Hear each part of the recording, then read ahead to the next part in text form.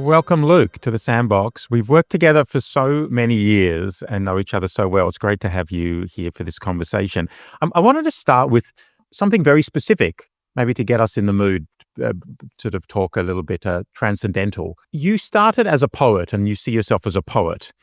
What does being a poet give to you as a script writer? What does that lens provide as a writer of film? It's complicated because, poetry is a form of compression and minimalism in general, a kind of reduction of the essence of something that you're trying to express in the most efficient way possible. And a screenplay as a blueprint is that too, at a very obvious level.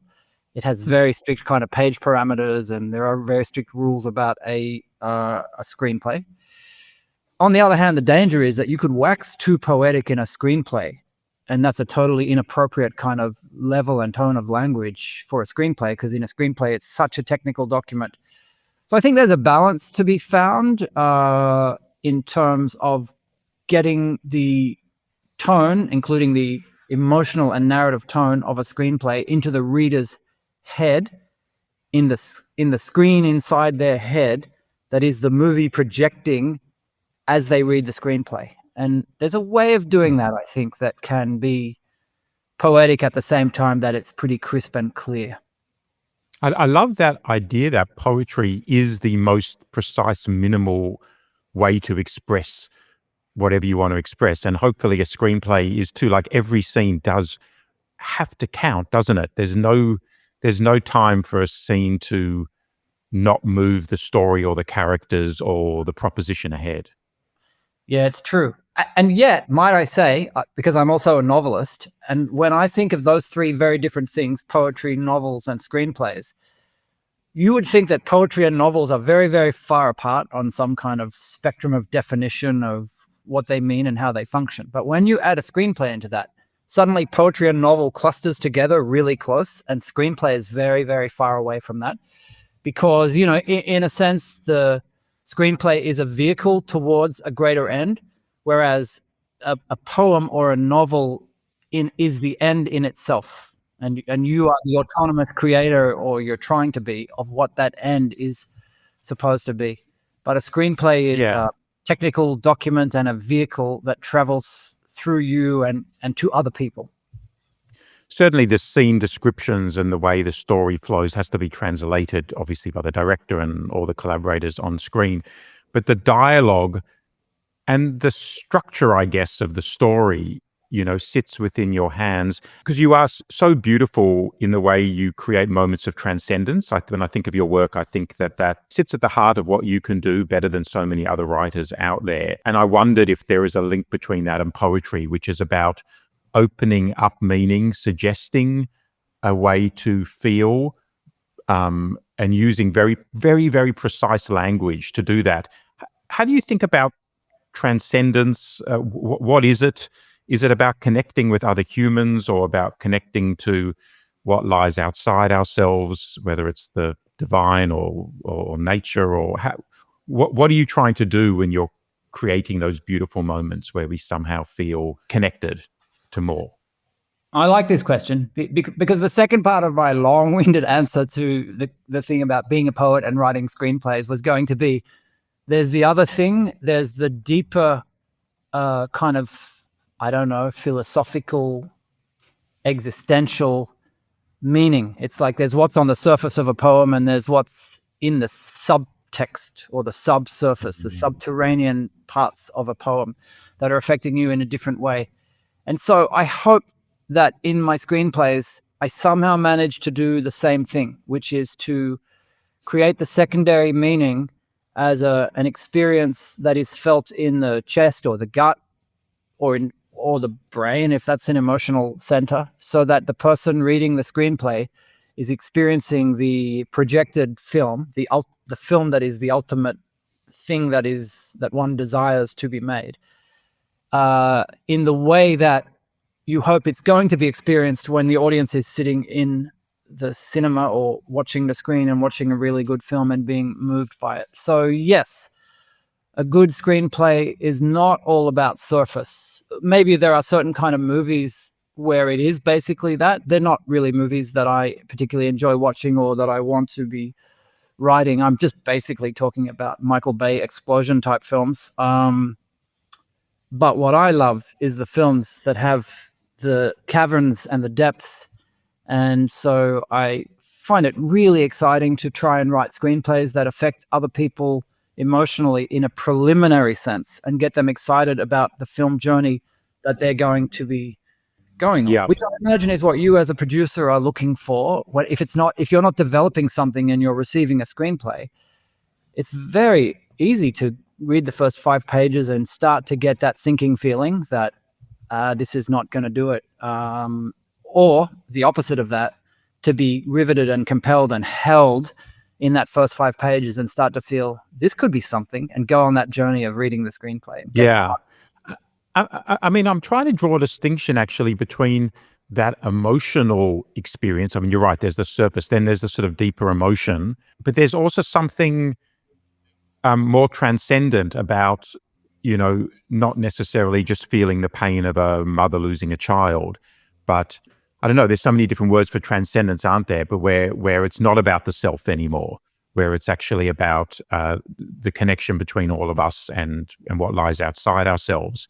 And I do notice in your work, you have an antenna for that type of experience, which feels poetic. Am I overreading into your work here? Oh, no, not at all. Lovely to hear that, because that's what I'm aiming for. Other words that I would use for what you're saying when you use that word, the transcendent, is obviously the divine, the numinous, the radiant, and really these are the films that I love deeply have these qualities in them. And the films that I'm drawn to, the projects that I'm drawn to writing, I get really engaged and passionately connected to them, because that's the challenge, to create that experience of humanity at depth, the pain and the glory of being alive, and how to try and make that happen in the blueprint that is the screenplay. As a screenwriter who's making my living from doing that, but how to be playing with the people who also want to be making those kind of films. I would count myself in that category. And does it sit within the blueprint of the screenplay in the story structure? Or, because I've also noticed you take a huge care with dialogue, like very specific about the exact words that are used. And there's a sense that the right word can unlock an experience that's more than just what it's communicating. I hope so. And again, thanks for seeing that in my work at the times that it does work. You and I have recently been working, or for so long, on this film, Tenzing. There's a journey in there that is searing and emotional and complex, towards a goal which is kind of ultimately a spiritual and transcendent goal. I wouldn't necessarily use the word divine. I mean, my kind of basic form of atheism, maybe, there's this old Richard Powers novel, Plowing the Dark. And in that novel, one character says to another character, "Do you believe in God?" And the second character pauses for a moment and he says, "That's not the form my astonishment takes." So for me, that thing of the divine, the radiant, the numinous, the spiritual, whatever that is, it's about the astonishment. And the astonishment, the experience of astonishment that you might as well call God, is the experience to be found in the great films. And there is this sort of paradox in the way one connects with that in a movie, where you have to be very specific to the character, to the truth of their experience. That's the portal through which you access what's common to us all as humans. Yes. The minute you're generic, you end up nowhere. Yeah, you end up lost and you don't know what to do with the story, because the character is not breathing and can't tell you what you should be doing with the story, and your daily kind of structural problems, the things that you're working out with colleagues or on a whiteboard, or however you're doing that, grappling with structure problems that sometimes do your head in for long periods of time in the development process. You are not helping yourself if you haven't worked out why you love this character or these characters who are in full motion in this story. Yeah. Well, just going to characters for a second. I mean, how do you write characters? Do they emerge, in a sense, or are you highly conscious about adding layers and complicating and looking at them as a sort of Rubik's cube? Like, how do you create a complex character, an interesting character, and do you have to love them? Yeah, well, you have to love them even if you hate them. If it's a terrible human being, a character, if you're going down the journey of creating that character, then you certainly need to care about that journey and, for example, why they are fallen and broken in doing Mm, what they do. But the answer to that question, it's so organically multifaceted, and it begins with little thoughts about, oh, that guy's fantastic, the way he waxes his mustache like that. There's something about that mm, character that's a bit kooky and interesting. At other times, you're talking about historical characters. Like, I find myself having fallen into this situation where I've written quite a number of films that are about real life characters. And so in those cases, sometimes it's about diverging from the cold hard facts that are in the various sources that you're using for your research, or that the filmmakers have optioned, or whatever, because you also have to do the opposite thing, which is invent.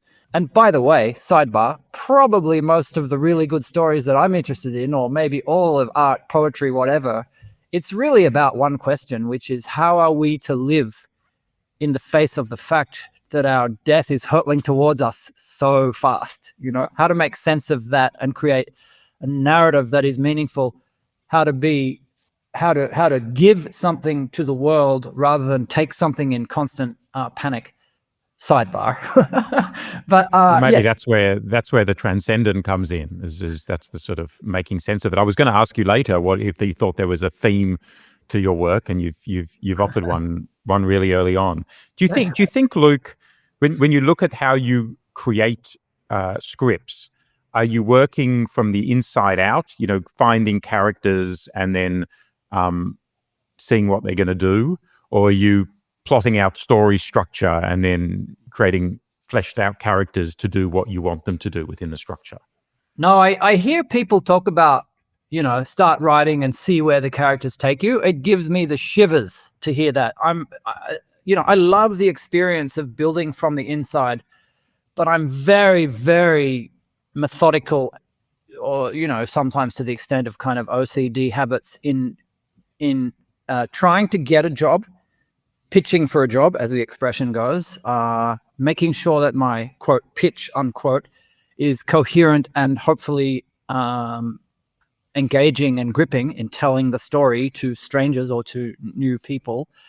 And so, yeah, for me, I'm really a concrete plot heavy person in terms of the early stages of developing something and getting a job and delivering to the various invested parties, producers, directors, and so on, the documents that come before a screenplay, the Yeah, outline, the bullet points, the beat sheet, the thing that, the synopsis becoming a treatment, the treatment becoming a more detailed treatment. And I'm very, very front loading type person in doing that stuff quite yeah, obsessively, because the little beautiful secret that I've found is that the more you do that, two things happen. One is that you're reducing the possibility of miscommunications, because the stuff that you're delivering to people is so detailed that everyone is responding to this detailed level of information. And so theoretically, you all get on the same page at an earlier stage. You all have the same basic sense of excitement about the journey that you're intending to take together collaboratively.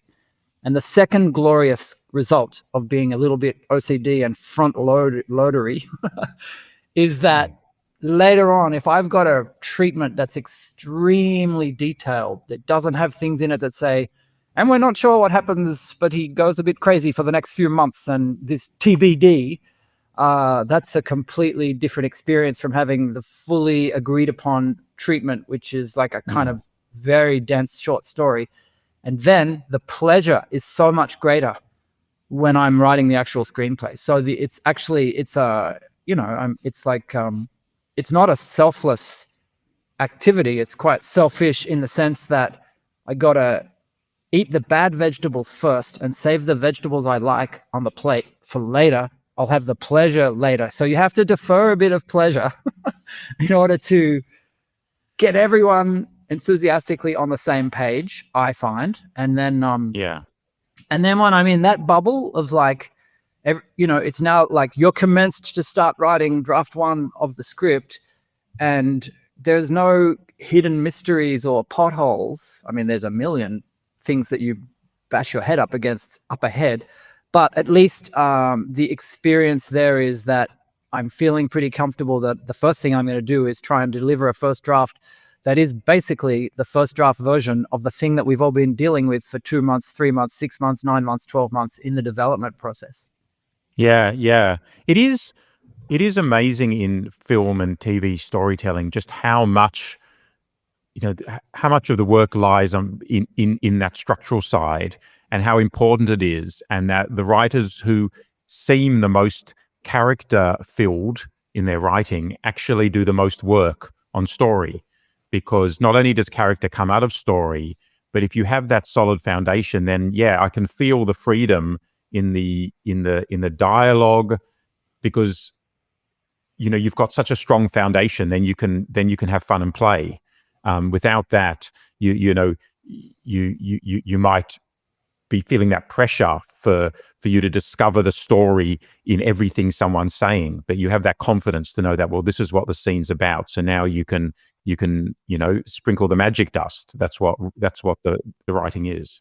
I find it really interesting that you say that, because you would know, because you have made many, many films and you have a lot of incoming all the time.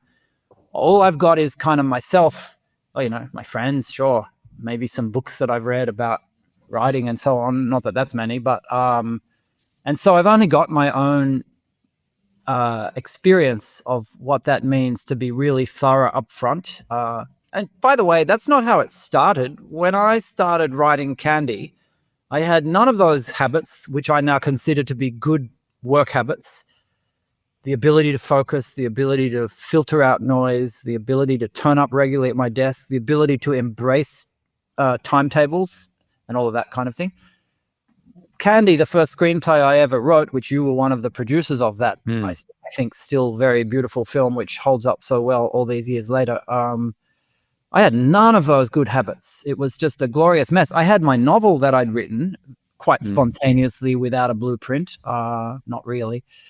And I certainly didn't jump in there with whiteboards or bullet point lists or synopses or treatments or anything like that. It was all just really instinctive. I think when you think about that process of, you call it the treatment side, where you're really nutting out the story, and then you get to the side that you feel is the joyous, side where you're actually, writing the scenes and fleshing things out and putting the sort of magic dust on. The writers who are great do both.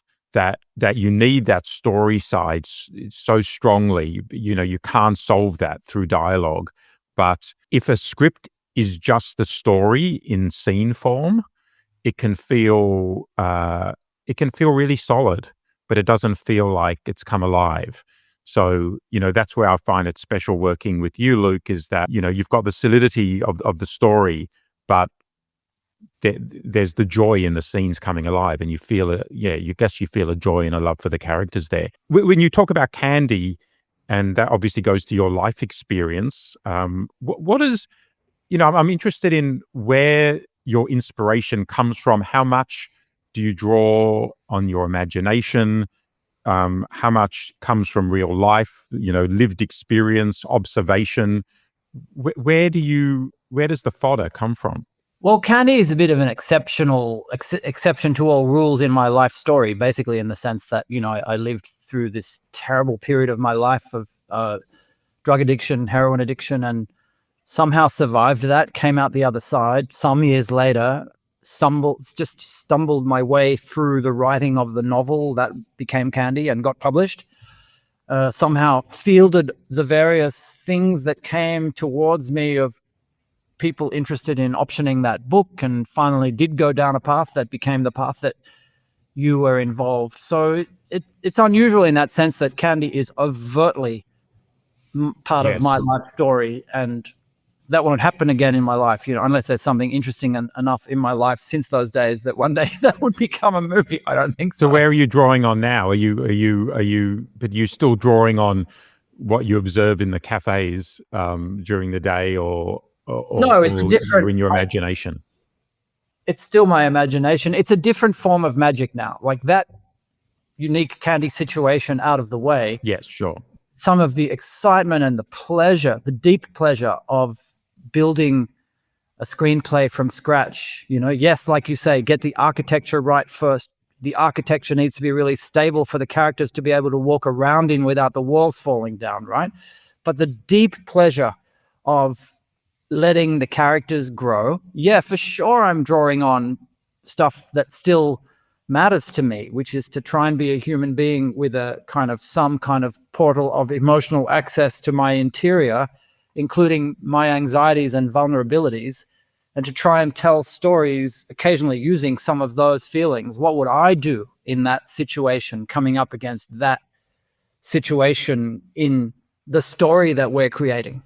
And so often, almost exclusively, the answer to that is going to be, in the really good films, it's about obstacles and anxieties and vulnerabilities, and how to make one's way through the obstacle course. I don't particularly imagine there's a whole lot of good films that are about a hero or a protagonist who has no problems in front of them. Yeah. And so that's life. Part of it is getting older, presumably, hopefully getting a little bit wiser. Way back then, I went through all this stuff that should have killed me and somehow didn't. So I have this feeling of this immense amount of gratitude for just the extraordinary fact of being alive. Like that's the form my astonishment takes sometimes. And Right, because I was going to ask you what being an addict in the past has given to your work and your interest in your writing since then. And I hadn't thought about that. But so there is a sort of gratitude that comes through, because I don't feel like your characters, you haven't become obsessed with characters who are struggling with addiction. Huh. But is there a lens or a worldview of a former addict that has given you a particular way of approaching storytelling or characters? a really clear, simple answer to that. And there's nothing special about being an addict. It doesn't give me any right to sort of amplify victimhood with a megaphone or anything like that. But I think what it gave me was cleaner access to compassion and empathy for for people's suffering, and somehow I've sort of found my way into a career as a screenwriter in which I've been really, really lucky that these are the stories that I have continued to tell. Yeah, and all the good stories involve people experiencing the gap between the life you are living and the life you want to be living, and how do you make your way towards the better life? How do you become fuller, wholer? There's a sense as well, I think, Luke, that, and maybe this is something that we've Ian and I have shared with you, that kindness isn't boring, or the struggle to be kind isn't boring. Whereas in many films, that can be seen as, well, I guess it can easily fall into sentimentality, but the struggle to be kind is fascinating. Yeah, it's nice. It makes me think of the film that I'm so looking forward to the world seeing next year, that you and I have been working on for so long, Tenzing. It's so infused with kindness, that film, and yet we've created, I think, touch wood, a really good a drama with stakes and tension and pain and suffering and triumph and joy, all these things. It's how to focus these together into a coherent narrative that becomes a very good film. This is always our dream and our task, right? And those times when it happens in some way, it's such a lovely feeling. But it's difficult. I mean, in many ways, it's much easier to tell a story about serial killers because there's just so much dramatic fodder there. But to tell a story, I mean, in Tenzing, and that relationship that we portray between him and Evan Hillary is a very kind relationship.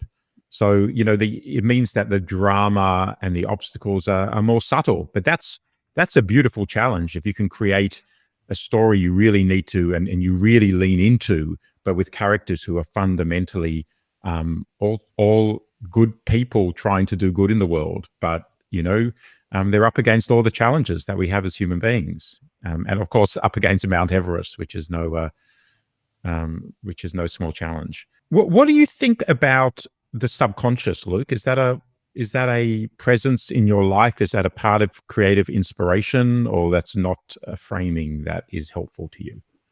It's an extremely helpful framing. It's a huge part of my life. I feel like I've worked really hard to develop the kind of habits that mean that in sleep I have good access to dreams, and what dreams might be trying to tell you. I believe 95% of your dreams are just like the sort of download into trash of days things, fragments of things jumping around all over the place. But kind of 4% are really important, and you need to develop habits of listening to them, plugging into them, being able to wake up and consider them or write them down, and 1% are the transcendent kind, which are incredibly important and absolute gifts from the gods, and can be life-changing. But I kind of think 5% can be monitored and can be life-changing and are worth listening to. And when you wake up, you kind of know which ones those are. Do you write them down? What are your practices to stay close to? Yeah, I write them down. I've gotten back into the habit in the last 5 years, after a gap of about 15 of not really paying that much attention. Don't ask me why. I've got very much back into the habit of writing them down in the last 5 years. And And what's it given you? Gives me a sense that there are parts of me, the deeper subconscious, that are interested in my well-being and forward movement, and that are there, willing, ready, able, and available to be feeding messages to me, saying, if you want to listen to this, this is important. And that those things feed into my life and life decisions. That can even mean decisions about how to a fork in the road decision about this thing or this thing, this job or this job, move to this place or this place, that are, again, decisions that could be enacted in anxiety, which is not a great place from which to be living your life. And so, yes, I think I also think just that this having a better access to what the subconscious might mean, the deeper. It's like that. There's this old Indonesian expression: you're standing on a whale fishing for minnows. It's like the dreams are the whale. I don't want to just be fishing for minnows. I don't just want to be making those explosion kind of films. I was at another sidebar 2 nights ago. I was at a screening I'm in LA right now, and I was at a screening of the new Joachim Trier film, Sentimental Value, beautiful film. And the director and the actors were there in a little Q&A afterwards. And Stellan Skarsgård, such a great actor, he was answering some question, and he said the first time he ever came to work in America, someone in America said to him, "Are you the good guy or the bad guy?" And he was making the same point that I'm trying to make now, which is, I don't want to make the films where you could ask the question, are you the good guy or the bad guy? Yeah. I like the complexities. And it's so fishing for minnows, these are you the good guy or the bad guy films. The two-dimensional portrayals, the explosions, the really basic plot, and no attempt to be accessing the radiant, the numinous, the divine, the astonishing, whatever you want to call that. Yeah.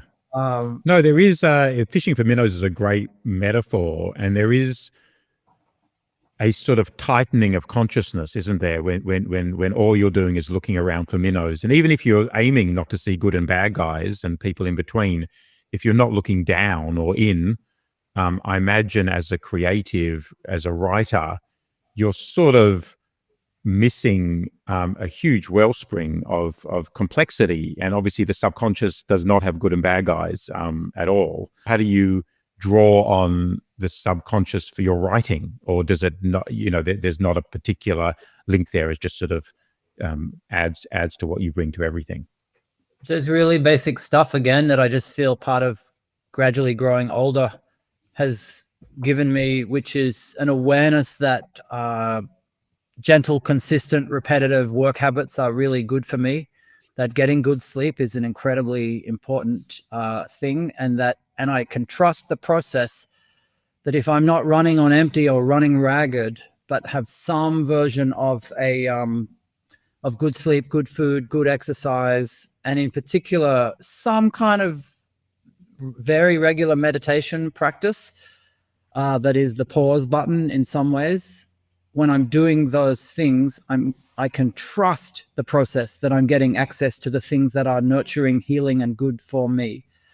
And when I'm doing the other things, succumbing to the frenzy of the world, anxiety about the craziness of the state of the world, and so on. By the way, fishing for minnows, that is scrolling. Those manic scrolling habits that we can all have so easily, that is that. And so trying to more consciously not do that stuff as much. Again, the last kind of 5 years, I've just gotten way more back into reading books, actual physical bedside books, and the pleasure of that compared to and I don't even mean reading crap. I mean, but still scrolling through this website, through BBC or ABC or New York Times, whatever. I sort of tend not to go down the toxic, poisonous places at all, or even just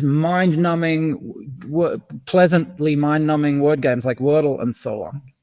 To me, there's a limit to even those stuff, or at least those things, in comparison to choices that I can make about reading books. I've been on a huge binge lately. Just a thing came into my mind. I'm going to read books that I loved between 15 and 20 years old, novels that I loved. So I've been massively reading Portrait of the Artist as a Young Man by James Joyce, and George Louis Borges, Labyrinths, and The Leopard by De Lampedusa, and that's been a beautiful experience. I was an avid little brainiac novel reader, book reader from a early age, but to sort of go back to that menu, it's way better. I think of the next generation, because I also studied English literature at uni like yourself, and I've spent so much time reading great works of literature. But I just wonder where the reading is going to be a practice that younger people do going forward for the next generation in terms of novels, or whether it's just very unintuitive that it's just easier to hear stories, hear them, people talk them, or multimedia, but that's for a different conversation. Can we just stay for a second on your creative practice? What is a day? What do you do during the day? How do you structure your day in terms of, when you've got a script you're writing? I have a good sense of tasks at all times. I have a general sense of trying to stay on top of what people are expecting for delivery of things. There are, of course, cases, maybe we'll talk about this, maybe we won't, where I'm actually writing a spec script. I presume most of your listeners know what that is, but just in case they don't, that's when I make a decision to write a script for no money, connected to no one, just because I really want to write this, with the thought that later on, when I have an actual script, then that's a way more concrete thing to have than treatment or whatever. So, but yeah, I'm really fortunate now that I made a decision some time ago, and I'm not such the starving artist that I once was, that I can't afford it. And that is that I have like a writer's assistant at any given time, who turns up regularly. It's a good day for me is like 10 a.m. till 4 p.m. on a lazy day, 5 p.m., 6 p.m. And then there are times sometimes when a deadline's coming, when my days suddenly become, 10 a.m. till 6 p.m. And then that person goes home, and then I keep working till midnight obsessively trying to finish the thing and so on. I go through periods like that. But I have found that having that person coming to my house, or doing it on Zoom, it's often on Zoom, and spending all day working, it keeps me honest, it keeps me focused. You don't want the humiliation of just, of like not, you're paying someone to work, so it forces you to work more. It's a little tricky. Got your personal trainer of writing there. Right.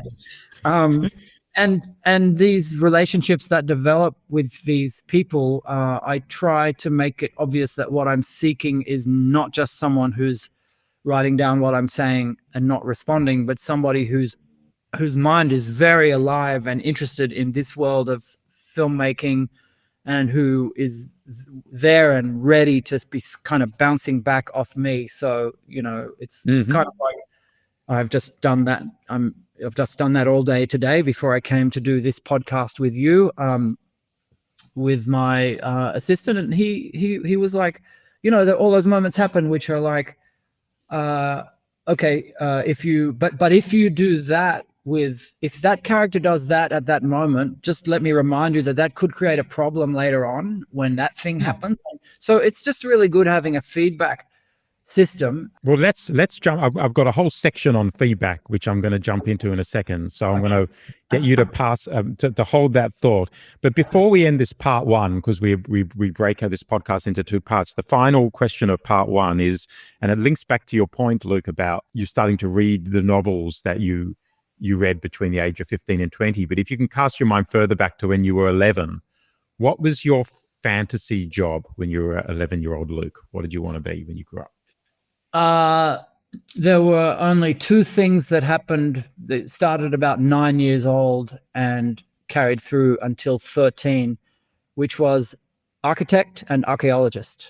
They felt like equally obsessive desires or dreams, or the fantasy of what I imagined that I was going to do. I